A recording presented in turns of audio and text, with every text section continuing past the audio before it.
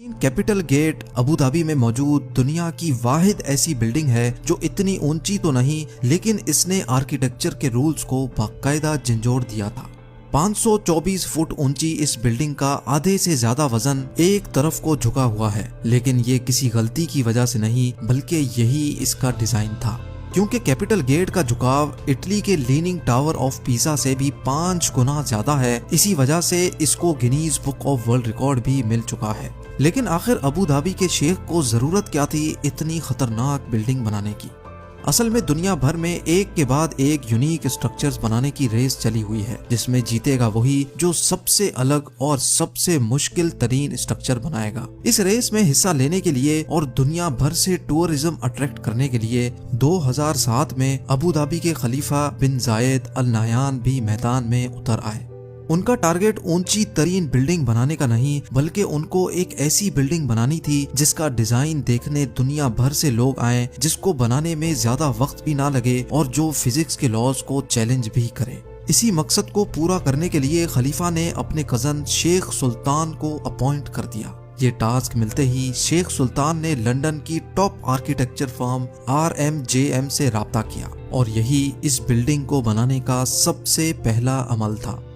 कैसे इंजीनियर्स और वर्कर्स ने इस खतरनाक चैलेंज को अंजाम तक पहुंचाया, कैसे इस बिल्डिंग को ठीक 18 डिग्रीज पे टिल्ट किया गया और कैसे लाखों टन वजनी इस झुकाव को गिरने से बचाया गया, ये सब आप जान सकेंगे आज की इस वीडियो में। Challenge number 1। London based architecture firm को जब ये टास्क दिया गया तो यही इनका सबसे बड़ा चैलेंज था। उनको एक ऐसा डिजाइन बनाना था जो उनके ही बनाए गए आर्किटेक्चर रूल्स के खिलाफ हो। आर्किटेक्चर फर्म के कई डिजाइन्स पहले तो रिजेक्ट किए गए, लेकिन फिर इस डिजाइन को बनाने के लिए उन्होंने अबू धाबी के रेगिस्तान में मौजूद खूबसूरत रेत के टीलों और समंदरी लहरों से इंस्पायरेशन ली और अब बारी थी कुदरत के इस खूबसूरत जोड़ को शक्ल देने की। कॉन्सेप्ट आर्किटेक्ट नील वेंडरवीन ने दिन रात एक करके ऐसा डिजाइन पेश किया जिसको समंदरी लहर की शेप दी गई और जिसका बॉटम रेत के टीलों जैसा था। और तो और हर एंगल से देखने पर बिल्डिंग का व्यू बिल्कुल चेंज हो जाता है। Challenge number 2।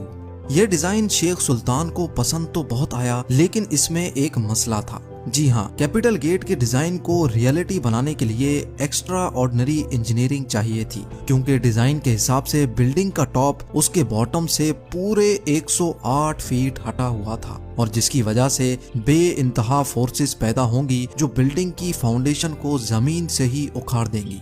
तो अब कंस्ट्रक्शन टीम के लिए ये चैलेंज था कि उनको एक ऐसी फाउंडेशन तैयार करनी थी जो झुकी हुई साइड के लाखों टन के वजन को आराम से झेल सके। इस चैलेंज को अंजाम तक पहुंचाने के लिए प्रोजेक्ट आर्किटेक्ट टोनी आर्किबोल्ट ने फाउंडेशन बनाने का काम स्टार्ट कर दिया। कैपिटल गेट की फाउंडेशन में 400 कंक्रीट पाइल्स इस्तेमाल करने का फैसला किया गया, यानी इस बिल्डिंग का सारा लोड लोहे के मोटे मोटे पाइप्स और उनके अंदर भरे कंक्रीट पे डाला जाने वाला था। लेकिन ये कोई आम फाउंडेशन नहीं थी। जिस साइड पर बिल्डिंग झुकेगी उसके नीचे फाउंडेशन पर 200 पाइल्स लगाए गए, जबकि दूसरी साइड वाले पाइल्स की लेंथ ज्यादा रखी गई, जिनको जमीन के अंदर ही मौजूद बड़े बड़े पत्थरों में ड्रिल करके अंदर घुसाया गया। इंजीनियर्स का ख्याल था कि इस तरीके से फाउंडेशन का लोड पूरी तरह से डिस्ट्रीब्यूट हो जाएगा। ये तो था फाउंडेशन बनाने का सिर्फ plan. Challenge number 3। Capital gate का डिजाइन भी तैयार था और अब इंजीनियर्स ने लीनिंग टावर का लोड डिस्ट्रीब्यूट करने के लिए एक एक्स्ट्रा ऑर्डिनरी फाउंडेशन का प्लान भी तैयार कर लिया था। अब टाइम था फाउंडेशन का काम स्टार्ट करने का। इस फाउंडेशन के लिए बहुत बड़े लेवल पे खुदाई की जरूरत थी और तकरीबन 9600 टन मिट्टी जमीन से निकालनी थी। यानी सिर्फ फाउंडेशन डालने के लिए जमीन से निकलने वाली मिट्टी का वजन ही 1600 हाथियों के वजन के बराबर होना था। इस काम को अंजाम देने के लिए 8 महीनों का वक्त रिक्वायर्ड था, लेकिन अचानक एक और मसला आ खड़ा हुआ।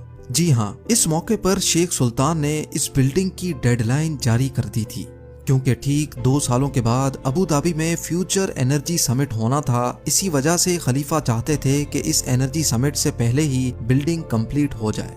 यानी अब इंजीनियर्स के पास सिर्फ 24 महीनों का वक्त था, जिसमें उनको फाउंडेशन भी डालनी थी, बिल्डिंग भी खड़ी करनी थी और इंटीरियर का काम भी कंप्लीट करना था। ये चैलेंज मिलते ही कंस्ट्रक्शन की पूरी टीम में एक अफरा तफरी सी मच गई थी, जिसकी वजह से उनको पूरा कंस्ट्रक्शन टाइम फ्रेम ही चेंज करना पड़ा।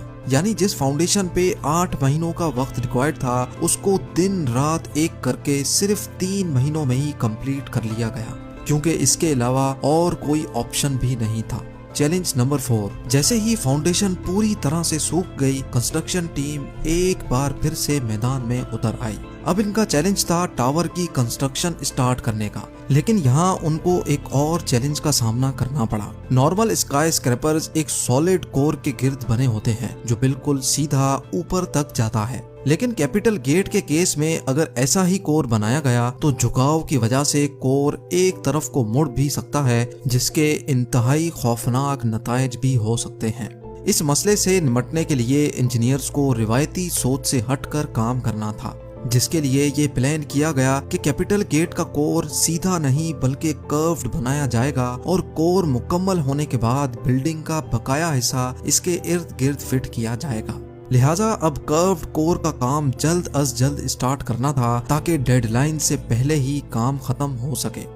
Challenge number 5। इस खास किस्म के कोर को बनाने के लिए हैरत अंगेज तौर पे 2 करोड़ 15 लाख केजी का स्टील और 3 करोड़ 60 लाख केजी का सीमेंट कंक्रीट इस्तेमाल होना था।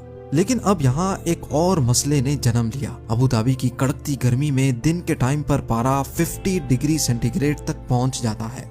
अगर कंक्रीट को इस गर्मी में डाला गया तो वक्त से पहले ही वो खुश्क हो जाएगा, जिसकी वजह से कोर में क्रैक्स पड़ने का खदशा था। लिहाजा अब कंस्ट्रक्शन टीम को एक ऐसा सॉल्यूशन सोचना था जिससे कंक्रीट डालते ही खुश्क ना हो। आखिरकार ये सोचा गया कि कंक्रीट बनाते वक्त जो पानी डाला जाएगा वो नॉर्मल टेम्परेचर का नहीं बल्कि ठंडा पानी होगा, और जिस वक्त कंक्रीट डाला जाएगा वो दिन का टाइम नहीं बल्कि रात का समय होगा जब टेम्परेचर 30 डिग्री सेंटीग्रेड तक गिर जाता है।